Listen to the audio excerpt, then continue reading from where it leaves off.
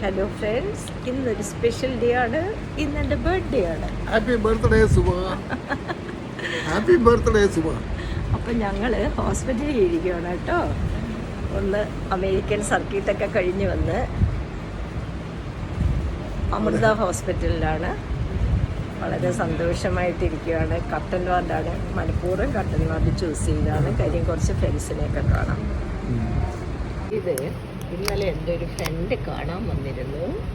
ഞങ്ങൾ ഏതാണ്ടൊരു എത്ര വർഷമാണ്, 1978 പരിചയപ്പെട്ട ഫ്രണ്ടാണ്. ആളിവിടെ അടുത്തുള്ള ആളായിരുന്നു. അപ്പോൾ കുറച്ച് ചിക്കീസ് കണ്ടോ, നല്ല എനിക്കിഷ്ടമുള്ള സംഗതിയാണ്. പക്ഷെ ചേട്ടനെ കാണാൻ വന്നു, ഞങ്ങൾക്ക് തന്നു. Thank you so much dear friend. വളരെ സന്തോഷമുണ്ട് കേട്ടോ. മനസ്സറിഞ്ഞ് തന്ന പോലെയാണ് ഈ. Thank you.